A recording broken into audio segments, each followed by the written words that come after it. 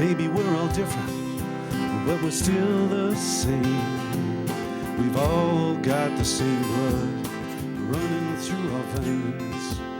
I know sometimes it's hard for you to see. You're caught between just who you are and who you want to be. You feel alone and lost and need a friend. Remember every new beginning, the sun beginning's end. Welcome to wherever you are. This is your life. You've made it this far. Welcome. You've got to believe that right here, right now, you're exactly where you're supposed to be. Welcome to wherever you are.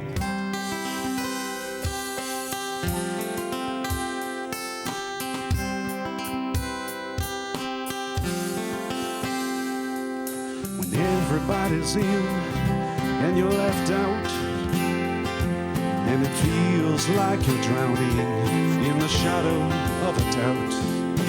Everyone's a miracle in their own way.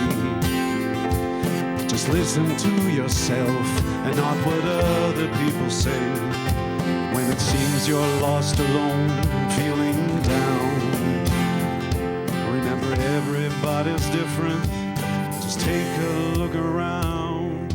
Welcome to wherever you are. This is your life. You've made it this far. Welcome.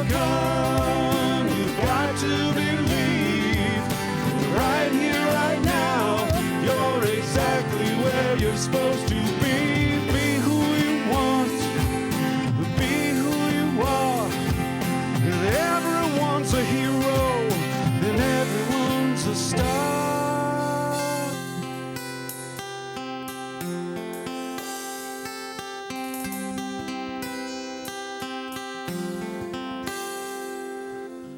When you want to give up, when your heart's about to break, remember that you're perfect. God makes no mistakes. Welcome to wherever you are. This is your life. You've made it this far. Welcome. You've got to believe that right here, right now, you're exactly where you're supposed to be. Welcome wherever you are. This is your life. You've made it this far. I say welcome.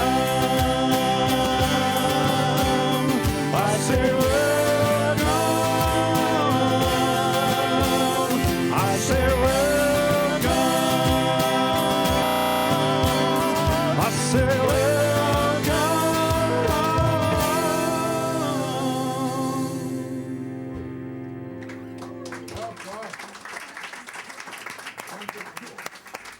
That is Pierre Gautreau and the Queen Street Band. I was just having a moment.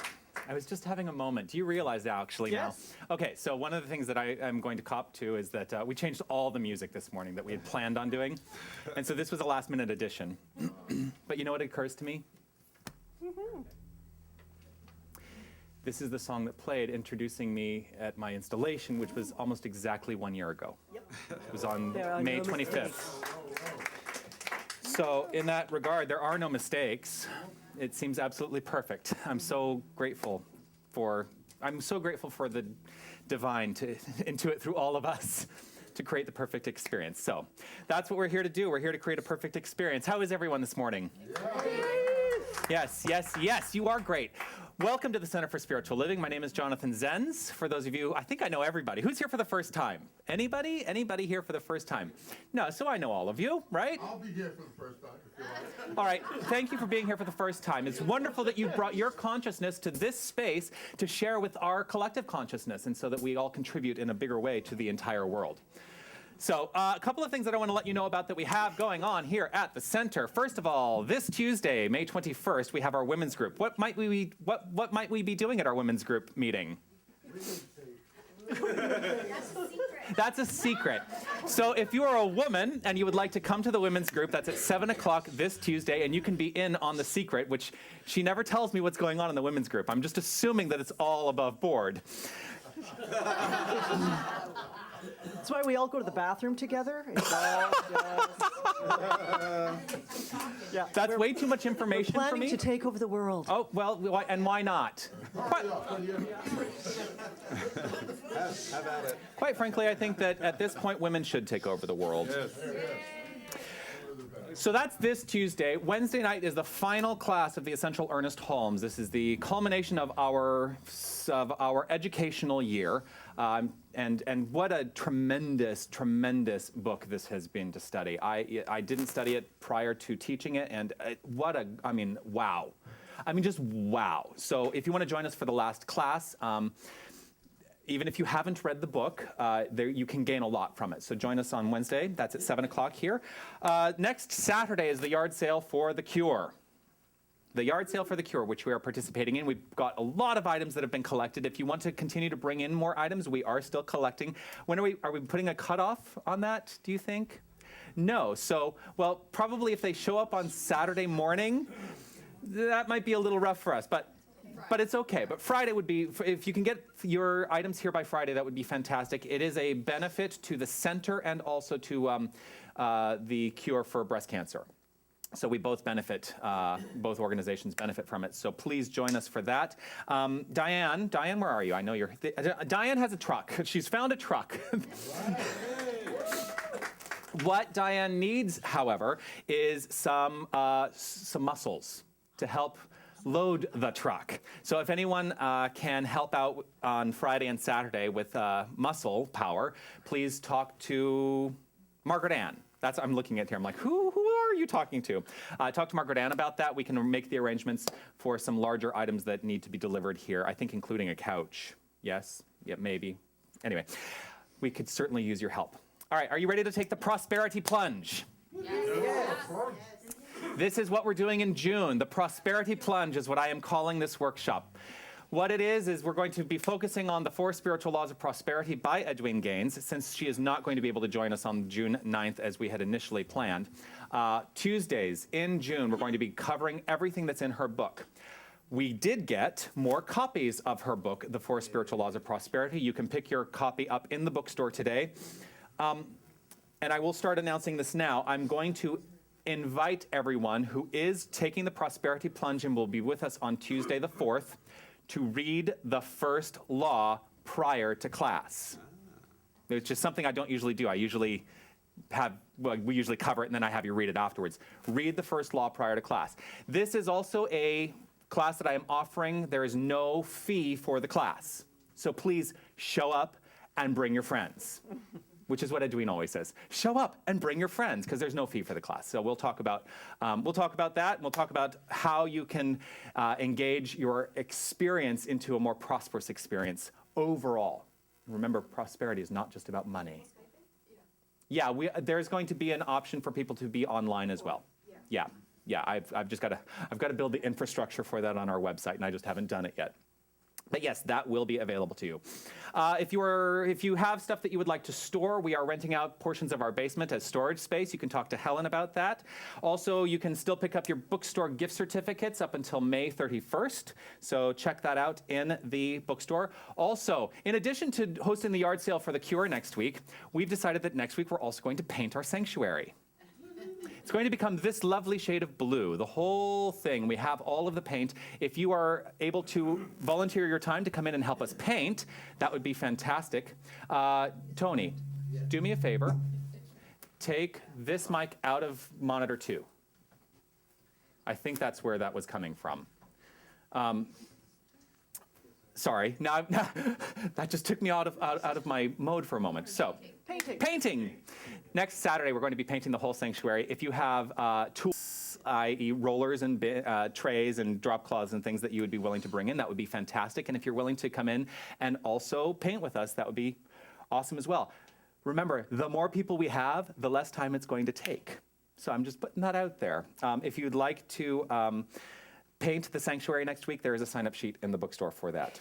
There are also opportunities for Seva, which is sacred service. And if you are interested in helping out with Seva, you can speak with Margaret Ann. I know specifically right now we're looking for people who would be willing to come in and do some cleaning on a regular basis throughout the sanctuary. So please join us for that.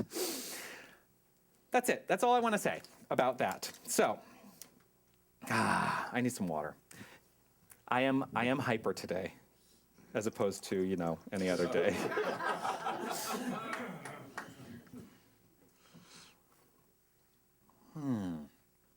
So again, I will ask you, I'm going to bring it down for just a moment.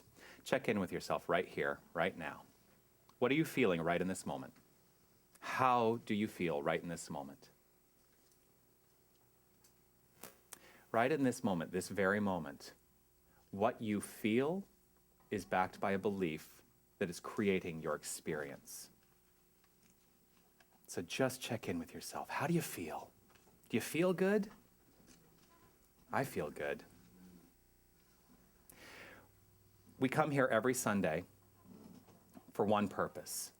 And for me today, that purpose is to feel good, to step into the understanding that I can change what I feel at any time because my feelings are my choice. So if I wake up on the wrong side of the bed, I am at choice to turn that around at any given moment.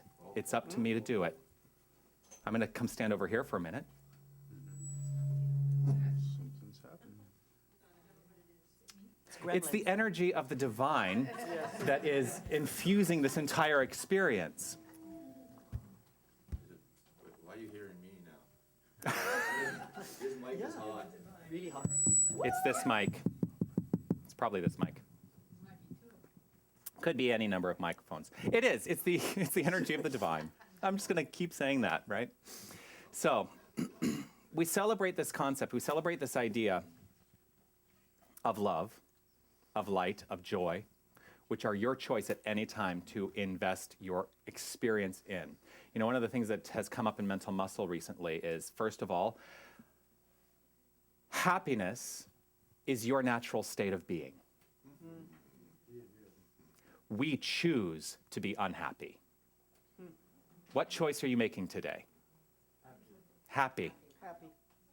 Joy is our natural state of being because joy is an aspect of the divine. If you are not joyful, that's a choice. The great news is we get to choose whatever we want. That's the great gift that we've been given as an aspect of divine energy. So what do you choose today? So we're going to celebrate this concept. We're going to celebrate today with music, with a talk, with a prayer, with centering. We're going to celebrate today the aspects of the divine in our lives. And let's first of all do that by reading together the Declaration of Principles, which is on the back of your songbooks. So I invite you to take a breath and really become aware of what it is you're stating as we read this together. I believe in one living spirit, one indestructible, absolute, and self-existent cause. I believe this one manifests itself in and through all creation. I believe in the individualization of the Spirit, and that all people are individualizations of the one Spirit. I believe that heaven is within, and that we experience it to the degree that we become conscious of it. I believe that God is personal to all who feel this indwelling presence. I believe in the eternality, immortality, and the continuity of the individual soul forever and ever expanding. I believe in the eternal goodness, the eternal loving kindness, and the eternal givingness of life to all. Check in this moment. Just check in with yourself. It's going to be a lot of what I talk about today, is to be cognizant of the fact that at any moment you can check in with yourself and see right where you are. So to take us down that road of inspiration a little bit more deeply, I'm going to invite to the lectern Margaret Ann Snyder, our practitioner of the day.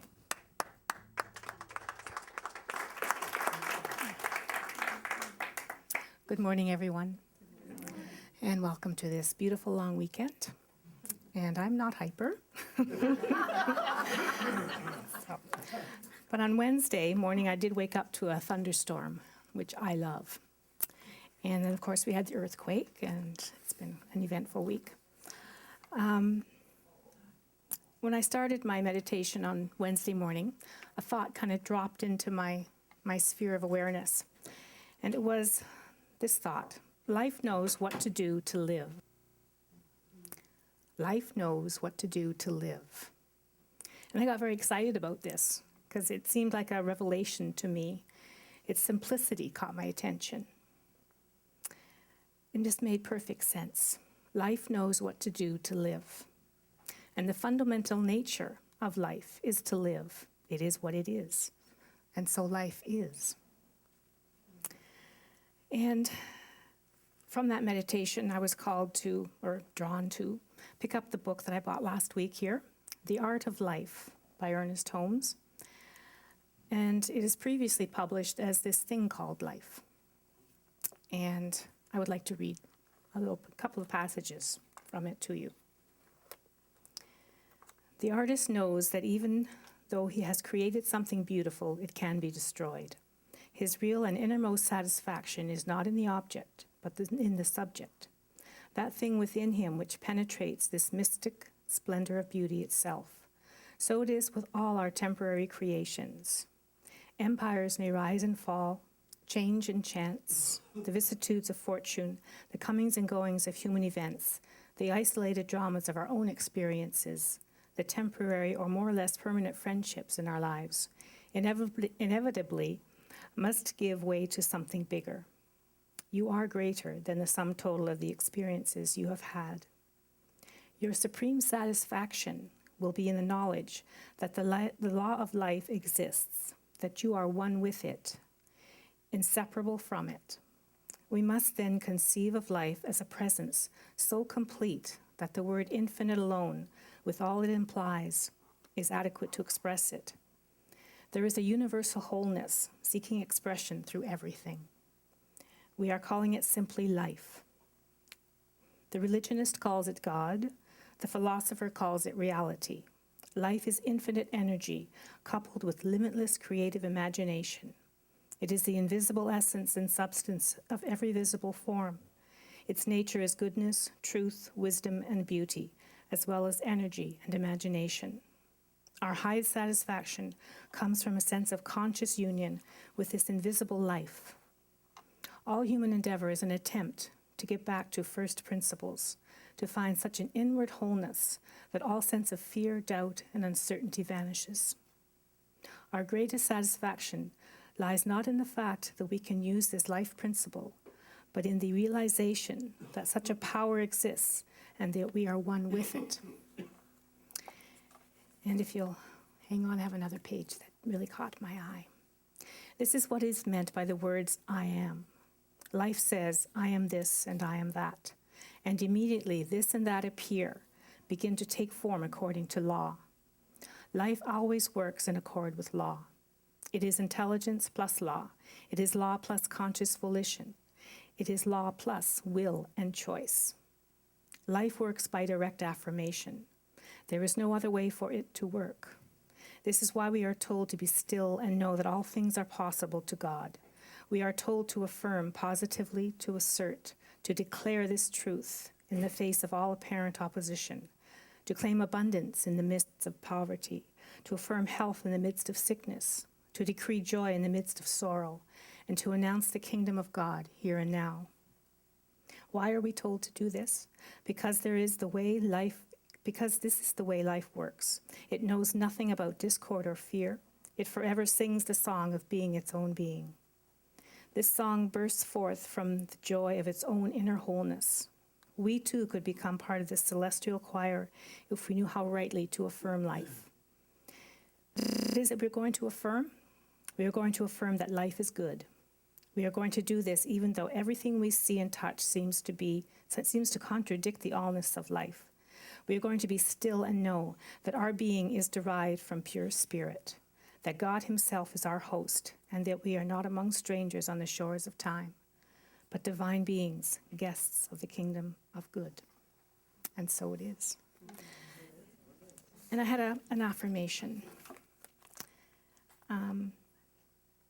Yes. I think in light of this, it makes sense. My essence is life itself. I know what to do to live. You can say this with me. My essence is life itself. I know what to do to live. And so it is. All right. So I'll invite you to take that into your beingness, recognizing that you are life itself. You are the very energy of life. There is nothing you need to do to live except simply be. Simply be. Right here, right now. The divine is living its life by means of you. You are the essence of life. You are the action of life. You are perfection embodied. So we're going to share together that we are each of us a blessing to the world, which is on page 4 if you want to follow along in your songbooks. It's very simple. We'll simply resonate with that understanding, with that knowing.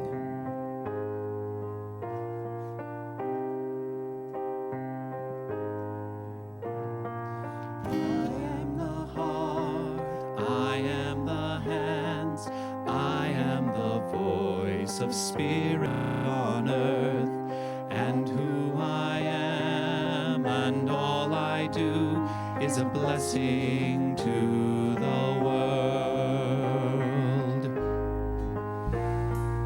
You are the heart, you are the hands, you are the voice of spirit on earth.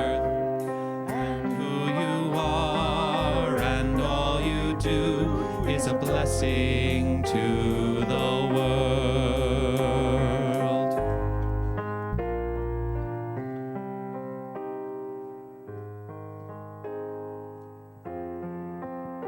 Moment. And I know that there is only one expression, one source, one life, one divine being that is absolutely everywhere. And I know that I am a part of this life. I'm an expression of it, a channel of it, the being, the doing, the loving of it. I am the joy of it. I am the expression of infinite life, eternal life. This life that is visible and invisible, that is absolutely everywhere on every vibration, heard and unheard, seen and unseen, felt and unfelt. There's only one expression, and it is life, and it knows exactly how to live through me. And as I choose to open to this infinite source, to this infinite life, as I choose my expression to be the highest and the best that I know how, as I choose this life to be my opening and my expression, I am one with God. I know this in my heart, in my body, in my spirit, and in my mind, because there is only one intelligence, and it is creative always. There's only one love, and it is loving and creative always. Creativity is such a big part of this inspiration that flows through me, and I allow it. I let it be free in me, and I let it express openly, with joy and with compassion. I am in this moment one with life, as always, infinitely, eternally. I am this beautiful expression of divine life. There is only one presence. There is only one life. And as I open my heart, I let it expand from me. I let it be. I let it recognize everyone that I see. let this life flow through me, as me, and my life is perfect. It is whole. It is the truth of who I am. In this moment, I relax into this life and let it flow. I let it go, and I know it is so. And in this moment, I breathe, and I am centered in this divine being, this divine life that is perfect. Knowing this, I release it to the law of mind, and it happens through me as me in grace and ease. I release, I let go, I let it be so, and together we say, and so it is. We are the heart, we are the hands, we are the voice of spirit on earth, and who we are and all we do is a blessing to the world.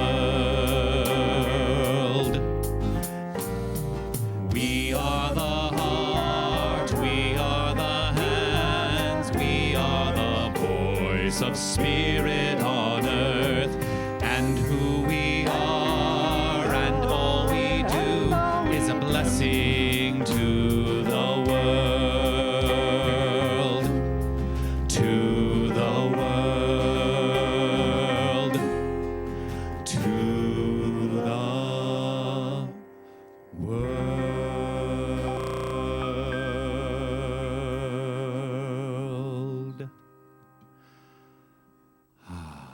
Take a breath. All right, I heard somebody want to applaud. You can applaud if you want.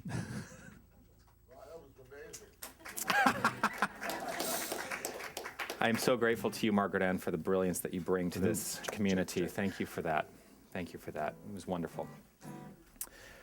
So as I said, everything changed this morning. Everything changed.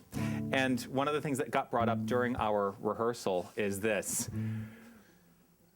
You always have the opportunity for a redo. You can always start from this moment, recognizing and knowing that all the gremlins in the sound system are dissipating. They are gone as of this moment. We don't need them, and so we don't experience them any longer. How does that sound? Awesome. I had a thought on this. Yes? Last time we did this song was right after Helen's passing. Maybe she's here. But she can stop. Yes, Helen, thank you. We know you're here. That's an interesting thought. And there's a lot of energy around this particular date.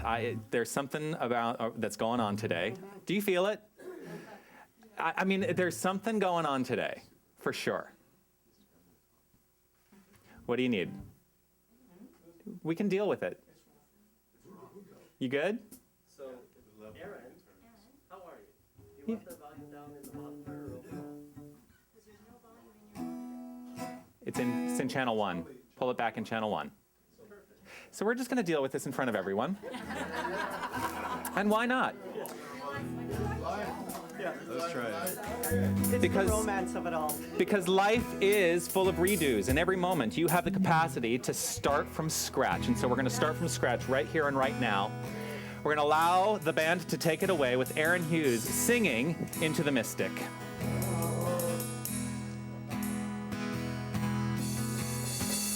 We were born before the wind, also younger than the sun. Yeah, the bonnie boat was one as we sailed into the mystic.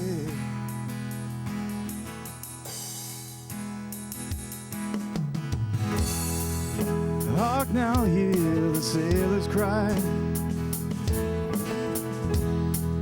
Smell the sea and feel the sky.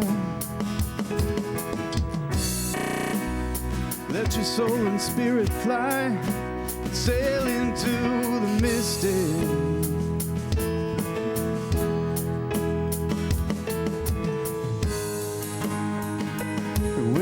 foghorn blows,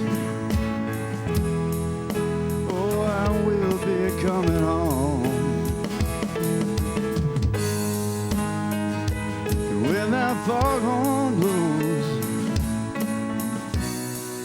wanna hear it, but don't have to fear it now.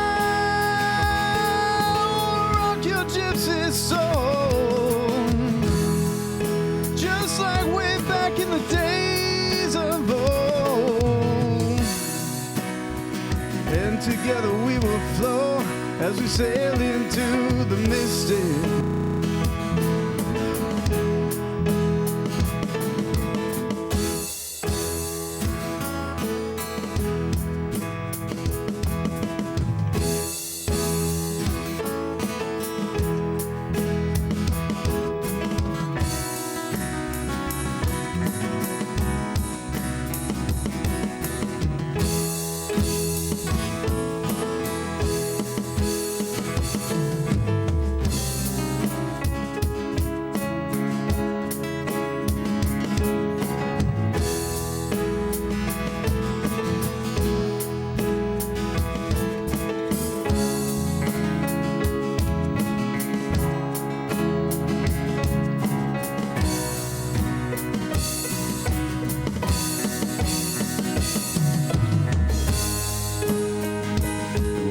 Foghorn blows,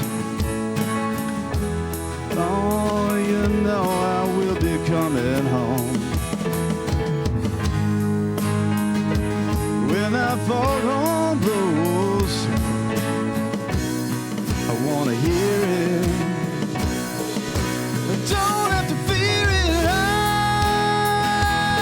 I wanna rock your gypsy soul, just like way back in the days of old. And together we will flow as we sail into the mystic. Come on, come on, come on.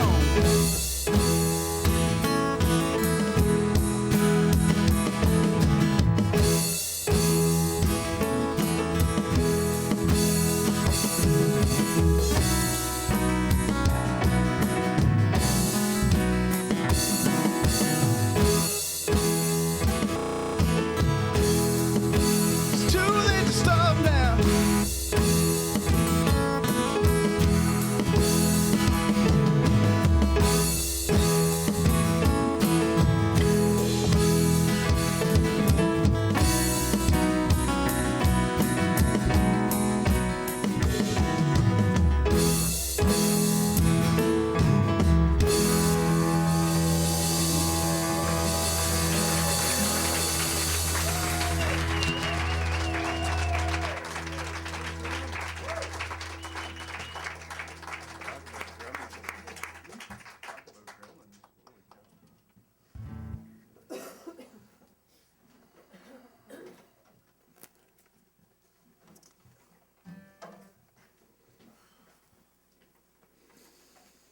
All right.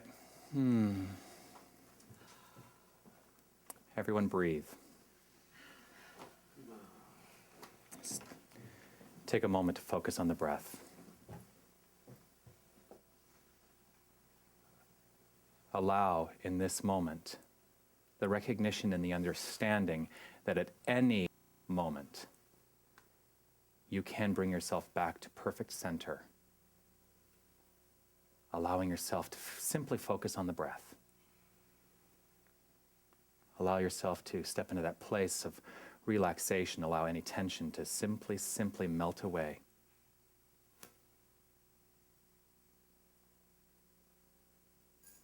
And I'm going to start today with something that we do in mental muscle.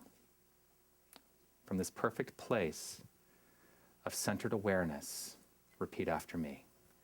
I am here. I am here. I am here. I am here. I am. I am. I am.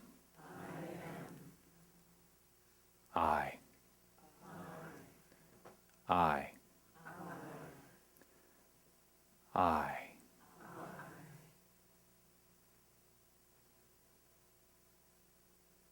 Gently, simply, be exactly where you are.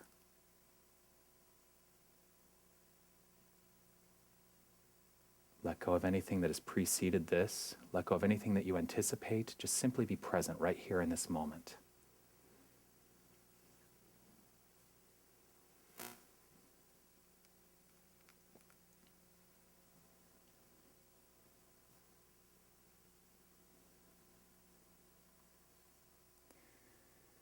And when you're comfortable, you can open your eyes again. Take a breath.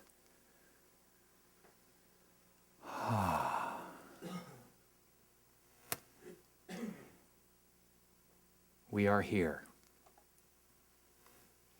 You are here. I am here. We are all here on purpose. The question that I have today is, what is that purpose? Do you live your life on purpose? Or do you simply let it show up the way you think it's going to just show up? Are you in charge? Do you take the time to allow yourself to be purposeful in your life?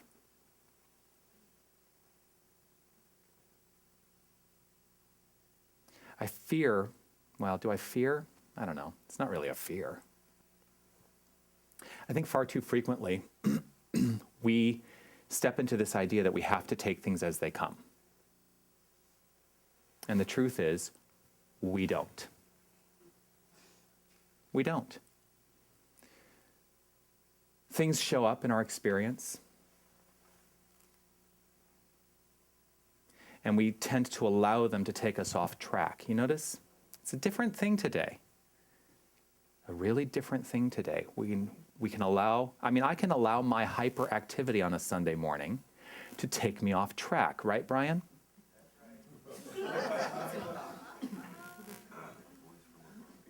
Today, it is my desire and my choice to not be taken off track, because I get to make that choice for myself.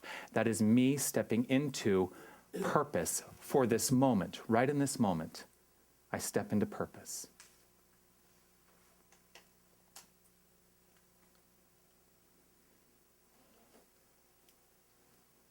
Now, we changed the song today. And there are many reasons why we made the choice to change the song. We will do the song that I had intended to do at some point. But I had to step back as we were rehearsing the song that we had intended to do, and it just wasn't gelling. It wasn't coming together, which is fine in that moment. And yet, I woke up this morning and I was listening to the song and I thought, and here's how brilliantly on track my mind can be, and how I do recognize that I create my own experience.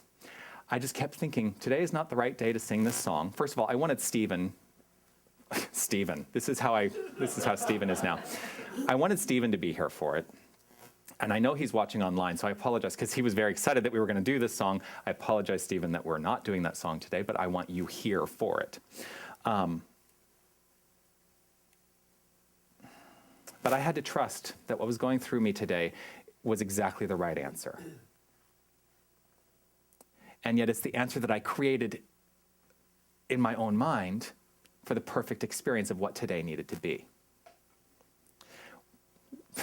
The reason that I'm going through all of this is because I'm looking at the start of my talk and I actually reference a lyric in the song we were going to do. So this is the lyric.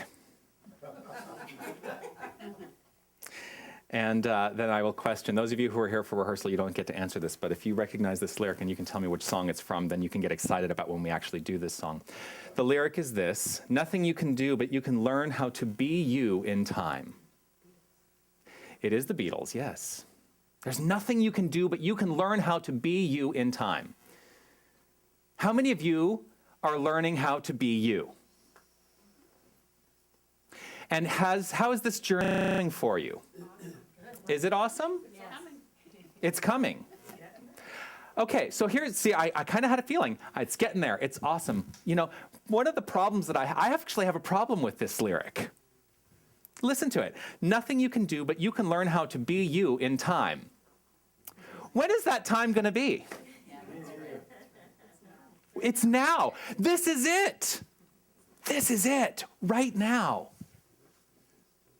Right now. Right in this moment. This is it. There's nothing you can do, but you can learn how to be you right now. So how many of you are on that journey? Or are you still putting it ahead of you?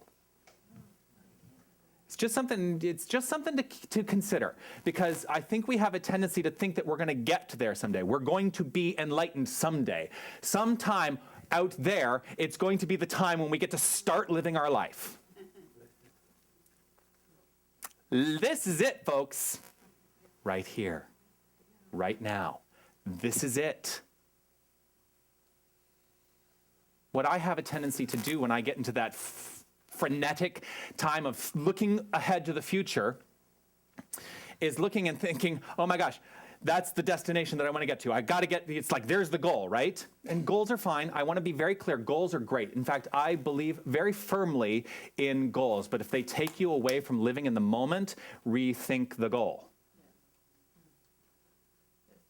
Because what is there except this moment? That's it. When I'm living out there, I'm living out of balance in my own life.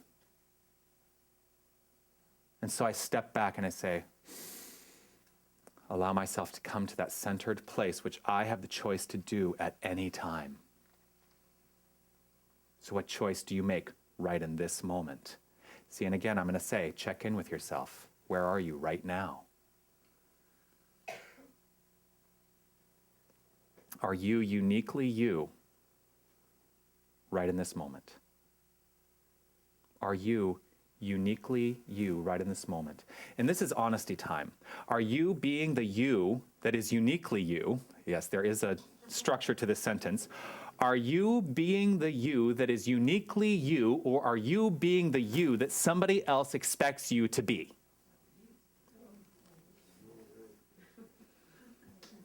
Which life are you living? Are you living based on somebody else's expectations of what you need to be? Or are you living the uniqueness that is inherent within you? You cannot not be unique.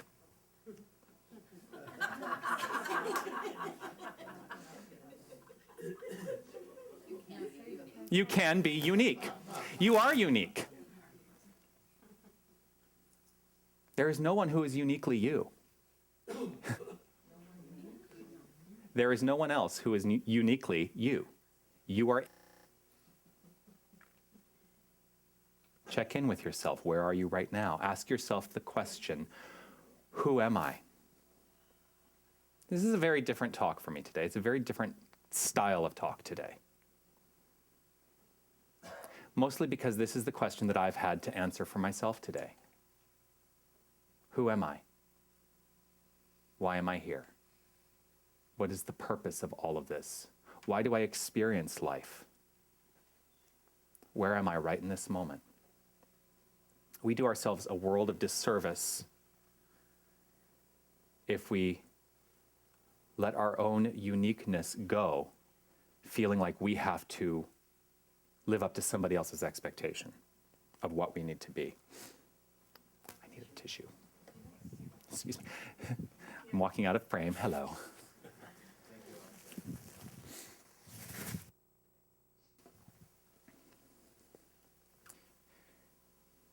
I think the question that I have, though, is if I really sit with the question of who am I, what is my answer? If I were to ask you, who are you? Do you know what your answer is? Do you have any idea what your answer is? I'm glad that people are going like this. Yes, I do. Now, here's the follow-up to that. Are you sure?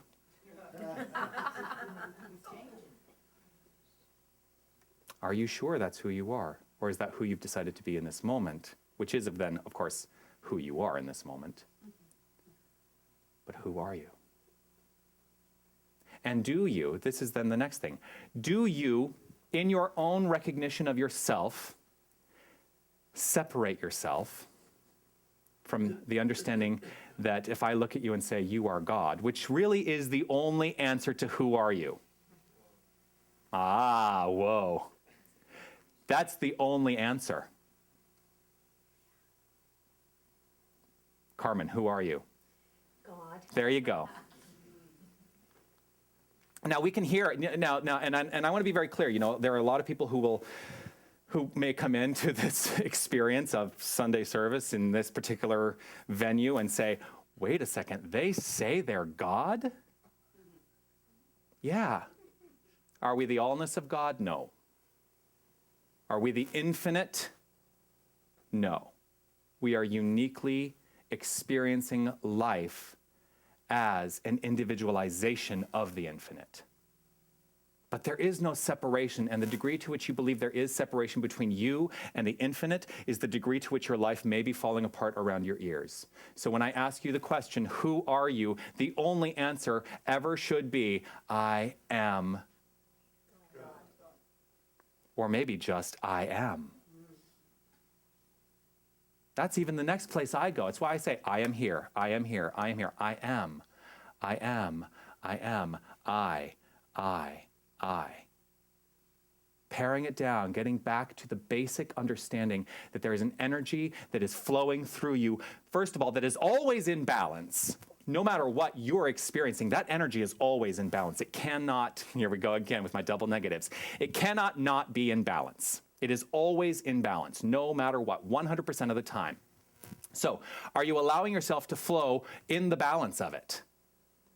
Or in your own mind, have you decided to take yourself off kilter by believing something that is erroneous in your life?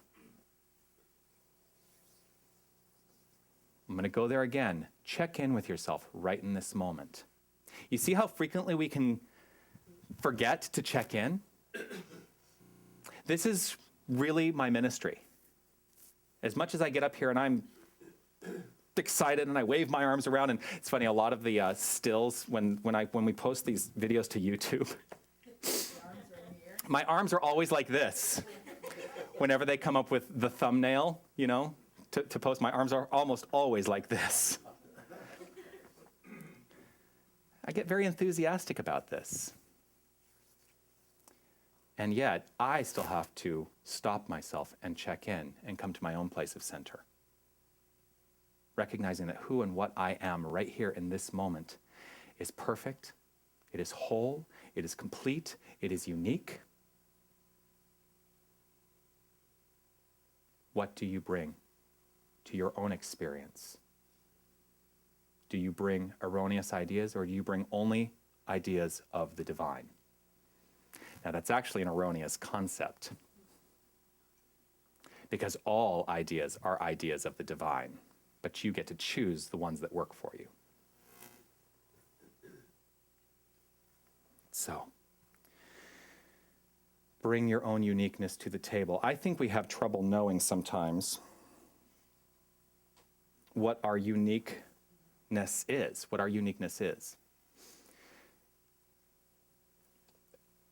And it's partially because we are habitualized in our society, specifically in this culture, within this society. It's not the same throughout cultures, but every culture has some aspect of this going on. We are habitualized into believing that we have to be something else, that we have to be something greater, which we can never actually be. And it's because of things like advertising and marketing.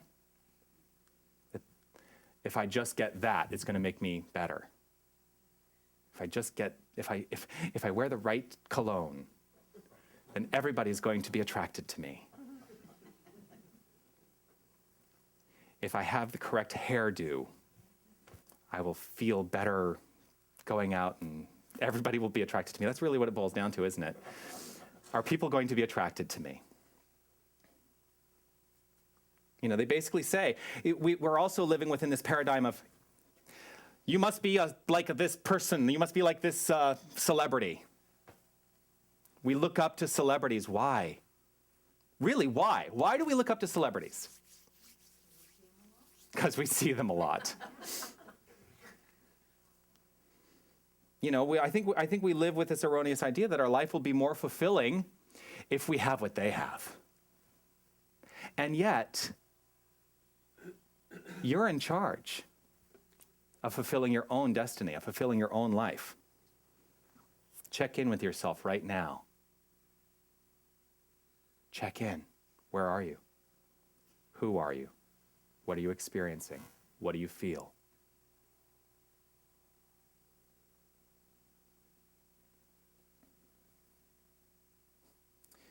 So this talk really today is about unity, the concept of unity. Now, when I talk about unity, I'm not talking about unity as the other sister organization, the other New Thought religion, even though I think it's a brilliant, I think that they're brilliant in saying they calling themselves unity. Religious science sounds so kind of, I don't know. It does, it sounds technical. So unity is the understanding that when I ask you the question, who are you? Your answer is, I am God. There is no separation. When we teach prayer within this philosophy, the first 2 steps of prayer are recognition. God is all there is. The second step is unification. I am the divine. I am God. Because there is nothing separate. If God is infinite, there can be nothing other than God, which is why we state within this philosophy, I am God, you are God, we are all God. And it is this energy, this divine energy that is flowing through us, which is creating our lives. And when we really come to an understanding of our unity, stepping out of the way of any erroneous idea that we are somehow separate, life begins to unfold brilliantly and with purpose and on purpose. And you're the one who gets to decide what that purpose is.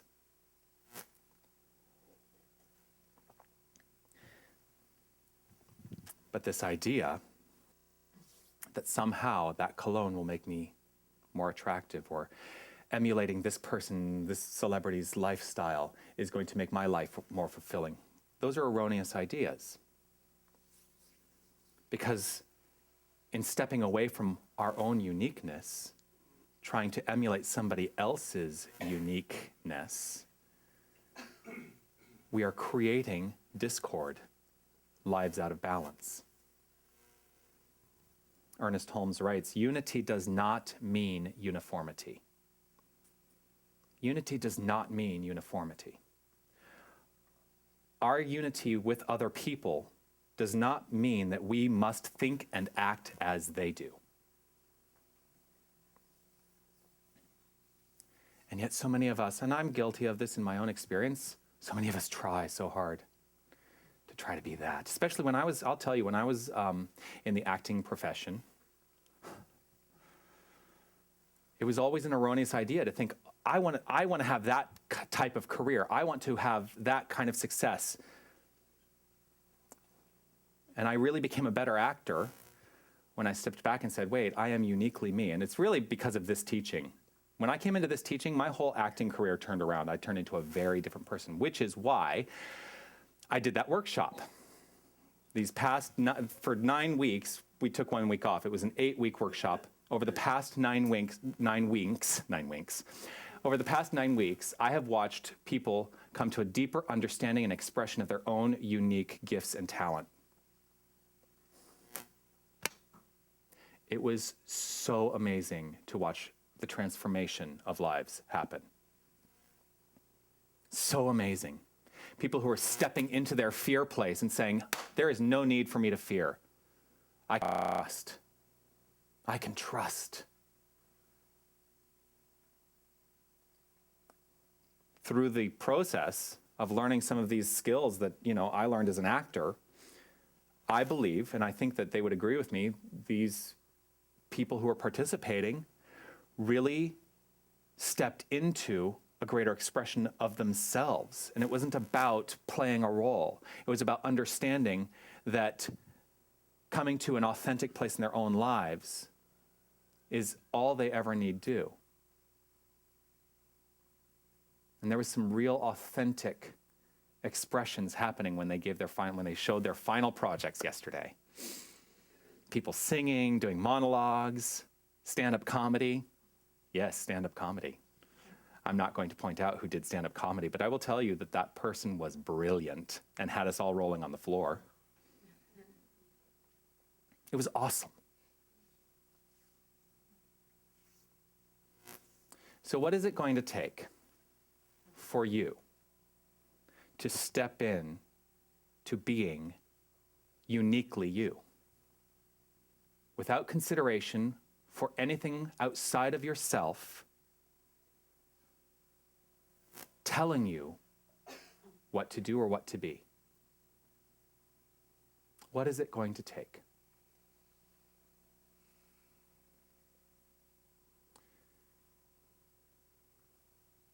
These are the questions that I actually do consider all the time. All the time. What is it going to take for me to step in every moment and be uniquely me? So what I'm going to invite you to do this week, remind yourself of this question throughout the week. Do whatever you need to do. If you need to write it down on your hand, I am uniquely me. What is it going to take? What is it going to take for me to be uniquely me? Ask yourself this question throughout the week and remind yourself at every moment that you have the capacity and the opportunity, and dare I say it, it becomes a necessity for you to check in with yourself and center yourself in those moments. This is the practice. This is the practice of aligning yourself in every moment. Not allowing yourself to go off track. And if you do go off track, remembering you can bring yourself right back. Who are you right in this moment? Check in with yourself. Check in. Now, one of the things I had thought about doing today, and I will do this just I thought about doing this because I haven't done it in a long time. I thought about taking a couple of questions. If you have questions about the philosophy, I'm happy to entertain a couple of questions, and that's how I will end today's experience of this talk, whatever this is today. Now that you're all, because I can sense, you feel the room? Feel the room. There's a centered, focused energy in this room right now. I feel it. It feels good. Because I don't have to do or be anything other than simply, uniquely myself right in this moment. And that's true for each and every one of you. But I will open it up. I will take like maybe 3 or 4 questions. Yes. How does one start to identify one's uniqueness when it's a new exercise to be undertaken? What I would suggest to you is strip away, this is the thing, as you start to recognize what's happening in your life, start to strip away anything that doesn't feel right. That's number 1. And only you can know that. If something doesn't feel right, and you have to get really in touch with the intuitive nature within you to start to really recognize when something doesn't feel right. And this does go down to feeling. If I am in a conversation, and this has happened more recently than I would like to admit. It happens. When I'm in a conversation, if I'm stepping off of my own unique understanding, usually what ends up happening is I start creating conflict with whomever I'm in a conversation with. This is going, I promise this is going somewhere because I see the confusion in your face. In that moment, if I step back and I allow myself to strip away the experience and get in touch with myself in that moment, I will instantly know the answer. Does this feel right? Does this feel constructive? I will suggest to you, if you check in with yourself in moments even of quiet, and you are experiencing things that do not feel constructive, and you can say to yourself, this does not feel constructive, then step back, allow yourself to come into a more centered place by breathing. Breathe. And open yourself up to the infinite question of, I know nothing, now what can I know? It really is about engaging in the practice when you recognize it. I think what happens for a lot of us is we allow ourselves to get too far in, and then we feel like we're out of control. But you'll know instantly. Just check in. Does this feel right? Does this feel constructive? Does this feel like it's going to add to the forward momentum of my life? And it is. It's about taking the time in, which is why I say, do what you need to do to give yourself the reminder, if it's writing it on your hand. You know, one of the things in Unity, and they do this, we do a week of no complaining in Mental Muscle, but there is the complaint-free world aspect of the Unity Church, and they actually have wristbands. This is one of the things they do. When they recognize that they are complaining, they take the wristband and they put it on the other wrist. And you'll find, if you engage in a practice like that, as a reminder, when it comes up, you're going to find you're going to be switching that wristband less and less. Does that make sense? Have I answered your question? So it really is all about feeling, yeah. And today is more of a pondering day, right? So allow yourself to ponder it. And also don't feel like you have to have, here's the other thing, there's not one answer. There's not one answer. It's why I talked a few weeks ago about being demonstration junkies. The concept that if we have one demonstration, that's going to change our entire experience. And it doesn't. What changes your experience in life is changing the tendency of your habitual thinking. So allow yourself to ponder it. And when you come to an answer that feels constructive, go with it. All right? Is there any other questions? Yeah, Howard.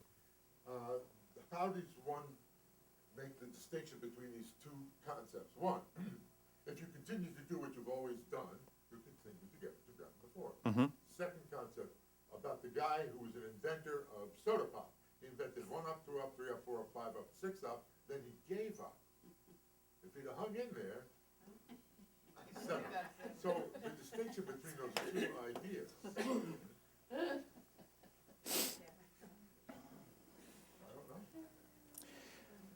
Well, as you engage, you know, I don't know the 7-Up story. It's very interesting. I love that, though. Love that. 1 up, 2 up, 3 up, 4 up, 5 up, 6 up, give up. If you always do what you've always done from the same point of view, then you will always get what you have always gotten from the same point of view. As you experience life, you can make shifts, and this is the constant practice. It's like, wait, this doesn't feel right. I'm going to do this. Oh, wait, this doesn't feel right. I'm going to do this. This may be the 1 up. Wait, this doesn't feel right. 2 up.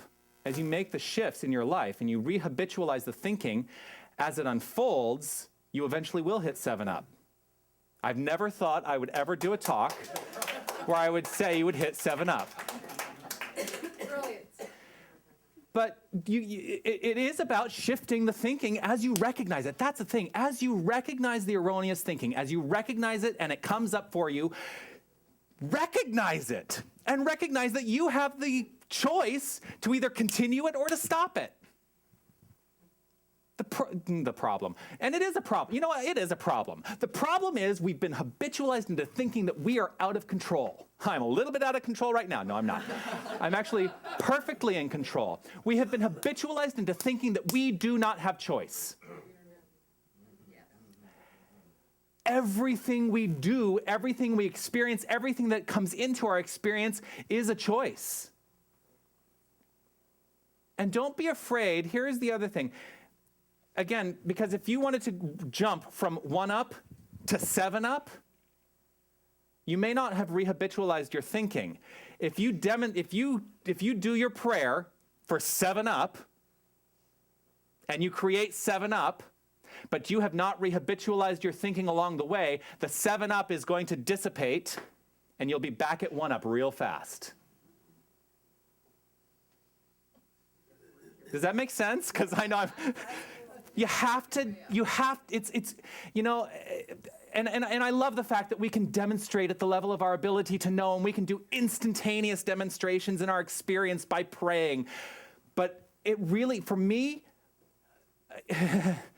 it's the habit of thinking. What is your habitual thinking? Because if I have people who come to me for counseling all the time. And it's about taking them off of the idea that changing the one thing. It's about going to the habitual tendency in thought. Because as you change that, your life changes. And you stop having to think about it. Does that make sense? Mm-hmm. Have I answered your question? Very well. Great. Thank you. Any other questions? So you all know the secrets of the universe now. All right. You know why I like to do Q&A? I like to do Q&A because the truth is,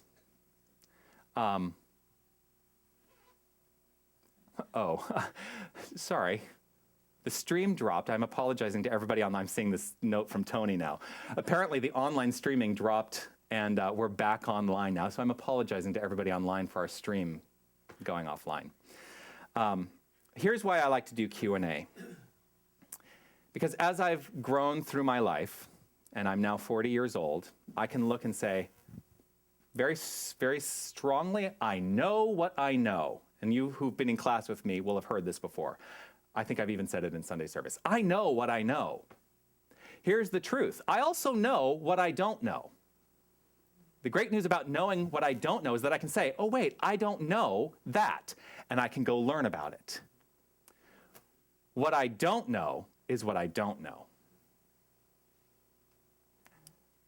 That's what I like about Q&A, because you can ask me a question that may be something I have never considered in a way I've never considered it. That's something I don't know. And then I can bring myself to the place of, now I know. We all have this capacity. Keep asking questions. Keep being inquisitive about life. Keep rehabitualizing your tendency and thought. Keep moving forward, because you cannot do anything other than move forward. Rehabitualizing your thought, moving forward, having the understanding from a perfect sense of centered unity that you are God. And I will say it, I started off my ministry last year by challenging people on the G word, by looking at people's faces and saying, you are God. And I still hold to that. I see God in every face that I encounter, no matter what. There is no one that I encounter, and so the one person, and this is not the exception, right? I just want to be very clear, I'm not saying there's an exception, but there are people who might walk down the street, and there's this one guy that I always see sitting actually over by the Burger's Priest, homeless guy, and he always is out there panhandling. And there are people who might look at him and think, oh, that's not so godlike. And yet I have to step into the place of looking at him and recognizing that he is God too. Because to the degree that I think that he might be separate from it is the degree to which I am now separating myself and living in an erroneous idea. And my life will show up accordingly. Recognize God in the faces of every single person you encounter. Recognize God. And it's sometimes it's easy. Like I can look at this and go, wow, there's God. That's God. I took the faces back there now, just because I like to look there and have it be my reminder. The wall is God. It's all God. There is nothing but God. And if you're hung up on the word God, call it what you need to call it. Call it the beloved. Call it the lover. Call it the thing itself. Call it the divine. Call it spirit. Whatever works for you so that you can come to that place of understanding that there is absolutely no separation. There is no separation. So that's it. No separation. Any other questions? Yes? Do you have anything to say about the problem of evil, where evil comes from, why evil, otherwise it wouldn't exist? Yes, I do. I actually have a lot to say about that. And anybody who's in class with me, this is a concept that comes up a lot. Tom, we could be here till 2.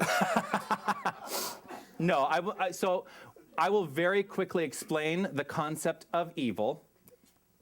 And actually, I can explain it very quickly. Here's what may take time for people is to come to an understanding within themselves of what I'm saying. Evil is a misuse of the one power. That's it. That's it. We call it evil. And we call it good. But there's one power, there is one energy, there's one creative source of all things. And we either use it in a constructive way, which most of us would consider good, or we use it in a destructive way, which most of us would consider evil. But that's just a consideration in our own mind. Does that make sense? Okay. Yeah, just a misuse of the power. Yes, Shahrose. So then when you see something that others would call evil, you would see it as God, though. I see it as God, but I see it as a misuse of the power of the divine. Right.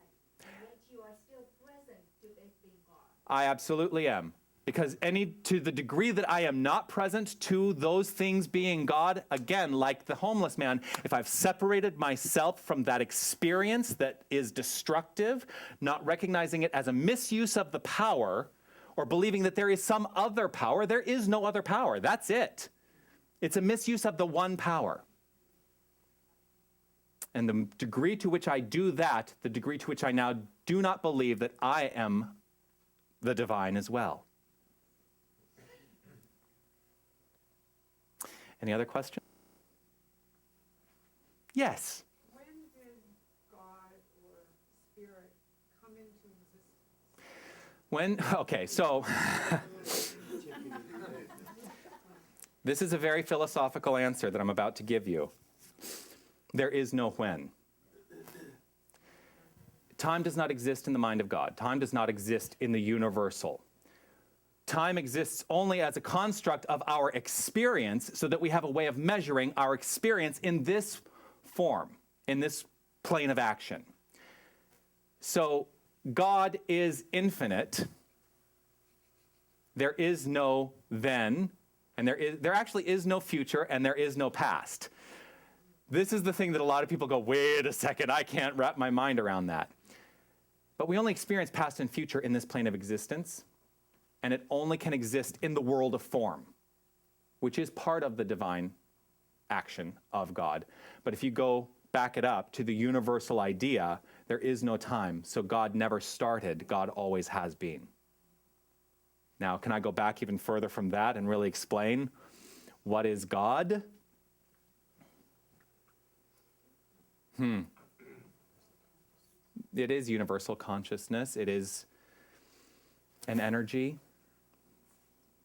But if I step into the concept of what is the origin of the energy, then I believe that there can be something other than God, too. Because for there to be an origin of the energy means there must have been something other than God at some point. So, and it is, I get that it is a very philosophical answer in saying there is no time, so you can't say when God started. Are you okay with that answer today? Okay, great. One more question, if there is one. I think for my mind it's important to realize that God is not just immanent in everything like pantheism, but also transcendent in ways that we don't understand. Before the universe came into existence at the Big Bang, God is. Yes. Yes, and God is... And for me, if God is infinite, God is more than just this physical universe that we experience. This is one form that God has created to express life.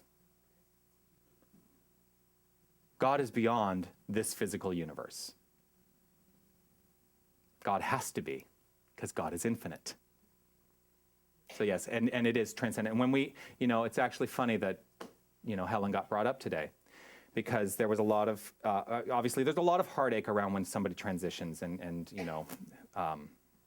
moves on to the next experience.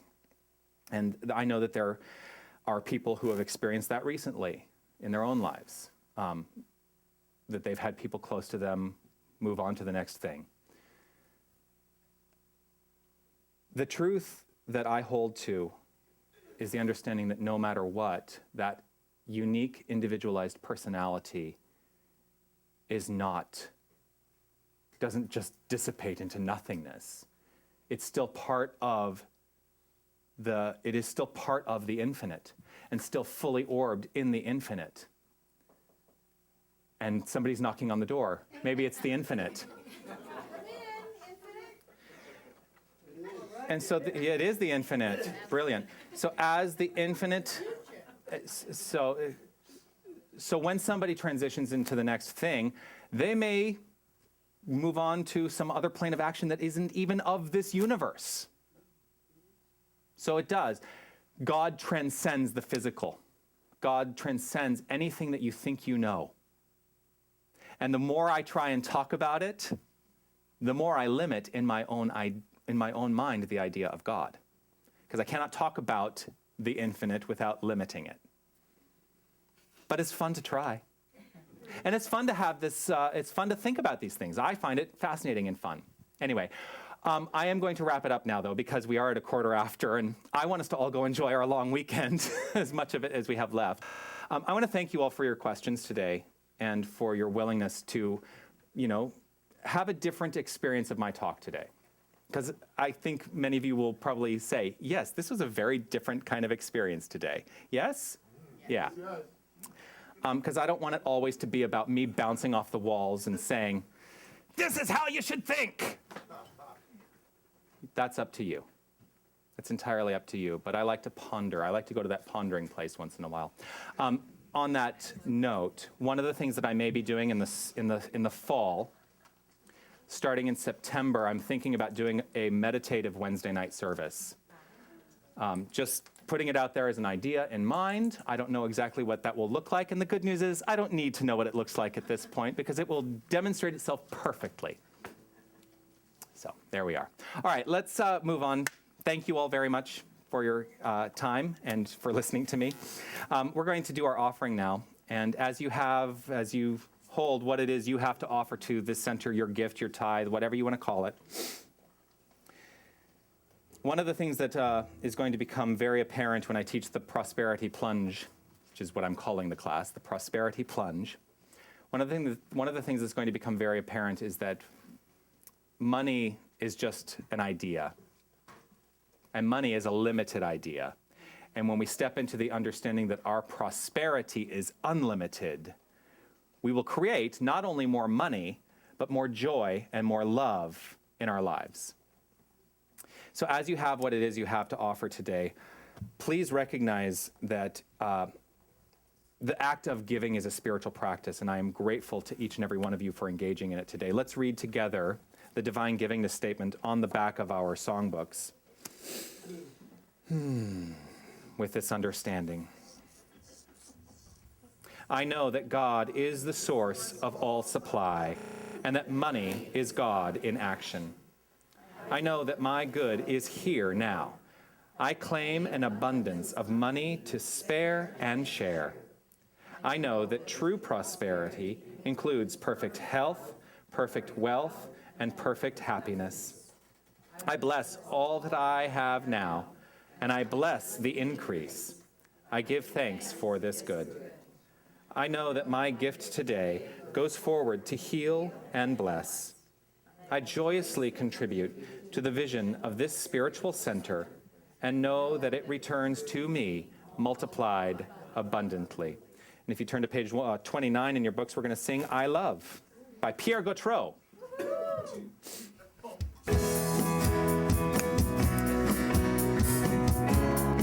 And if you want to stand up while the baskets go around and stretch and dance, whatever you want to do.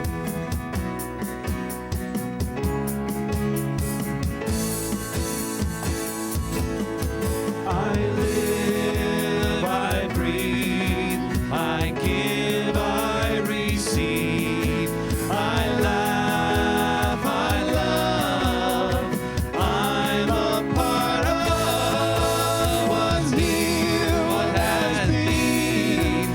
what's still to be seen.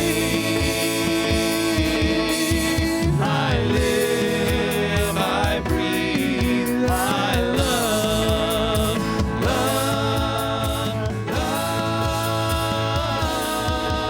I live, I breathe, I love. I live, I breathe, I give, I receive. I laugh, I love. I'm a part of what's here, who has been, what's still to be seen. I live, I breathe, I love, love, love. I live, I breathe, I love. I live, I breathe, I love.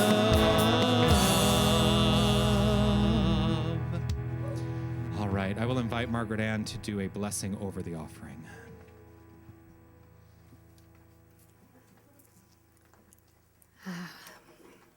Please join me in a prayer of thanksgiving, gratitude, and knowing that there is one supply, and it is infinite, it is eternal, it is every vibration, it is every thought, it is every expression of love. And I give thanks and gratitude for the money that's in these baskets.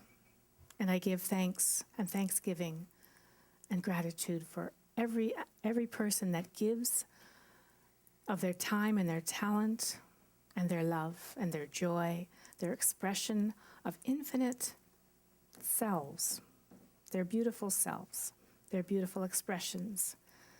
There is only one presence, and it is everywhere, and it is in each and every one of us. And I am grateful. Grateful for this center, grateful for these teachings, and grateful that we are one. In gratitude, I release this to the law of mind, knowing that it is so. I let it go, I let it flow, I let it be so. And so it is. Thank you very much, Margaret Ann. I want to thank everyone who made today's service happen, because without you, I wouldn't be here. I want to thank Jim and Helen for setting up today. Also, our greeters today, Pat and Derek. I want to thank Nick, who's in the bookstore today. I want to thank Susan and Judy, our board members on duty today. Thank you so much. I want to thank Carrie in the sound booth and Tony, who's ensuring that we go out to the world, even if we drop off for a short time. We're always back at some point. Thank you, Tony. I want to thank Mark and Heather, who are down with the Dynamic Kids today. Yes. I want to thank Pierre Gautreau and the band, and Aaron Hughes for singing that song today. Thank you so much.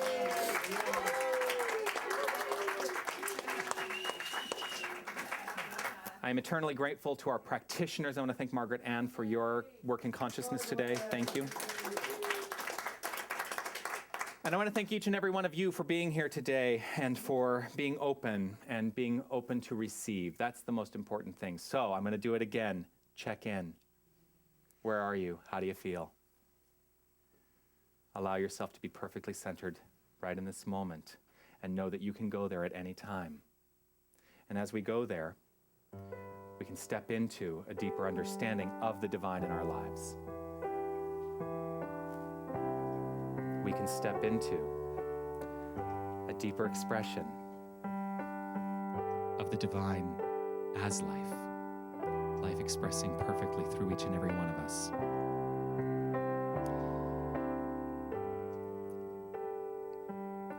This is a song. It's on page 1. If you want to, you can. Page 1. This is a song by Reverend Donna Michael that is very near and dear to my heart. Partially because of the past that I bring to this song and my understanding of this song, but always because it allows me to step right into that place in any given moment of knowing and embodying the idea that I am held by the divine at all times, perfectly. So I invite you to go on that journey with me as we sing God is Holding Me. So breathe. I'm held in love, I'm held in peace. God is holding me with every breath, with every step. God is holding me. I'm held in love, I'm held in peace. God is holding me with every breath, with every step. God is holding me. God is holding me. God is holding me. God is holding me. God is holding me. Right here in this moment, I recognize and know that there is only one power, one creative source, one perfect life, and it is life that is being lived by each and every one of us uniquely. Each of us is an individualized life in the universal life of the divine. Each of us is perfectly expressing, no matter what the circumstances look like, they are perfect. And if we choose to change them, we have the capacity to change them. So I step into an understanding of this power that each of us shares right here, right now, knowing that our lives unfold for good, in goodness, in purposeful ways. The gift of life is inherent in our expression. And so I step into a deeper expression of life, of love, of joy, beauty, a deeper expression of harmony in all things, a deeper expression of power and poise. I accept this for myself, and I accept it on behalf of every single person here, knowing that we each uniquely express these attributes perfectly. And in gratitude, I simply let it be. As I release this word to a perfectly corresponding law, I know it is complete as I have spoken it. I let it be so, and together we say, and so it is.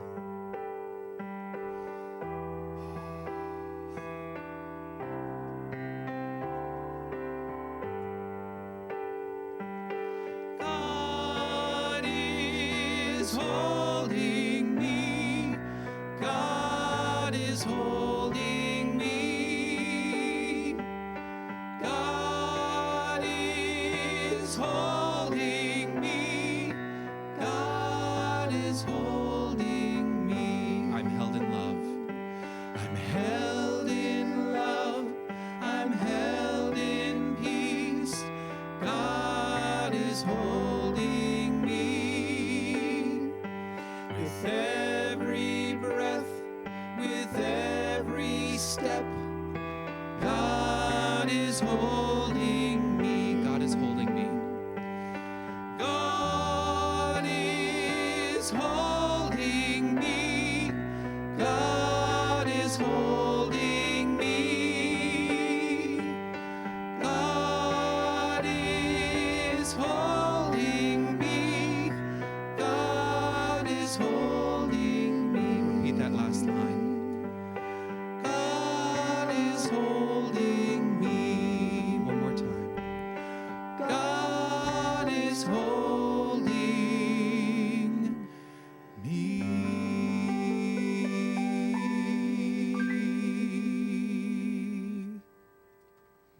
And so it is. And we will end today by watching the river run, which is on page 27 of your songbooks.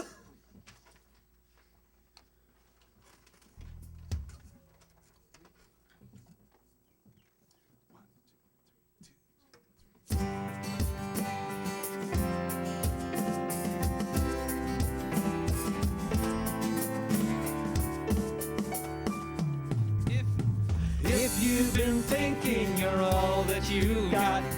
Don't feel alone anymore. When we're together, then you've got a lot.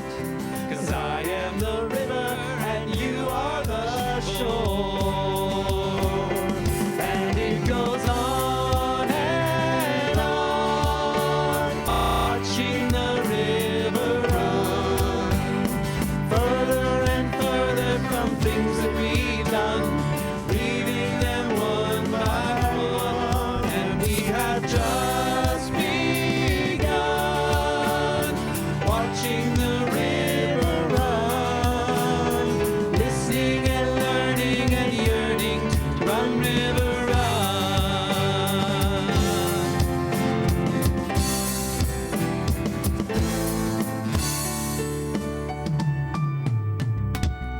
Winding and swirling and dancing along, we pass by the old willow tree, where old friends embrace as we sing them our song, rejoicing together as we greet the sea. And it goes on and on, watching the river run further and further from things that we've done, leaving them one by one. And we have just begun, watching the river run, listening and learning and yearning to run, river, run. And it goes on and on, watching the river run further and further from things that we've done, leaving them one by one. And we have just begun, watching the river run, listening and learning and yearning to run, river, run. Listening and learning and yearning to run, river, run.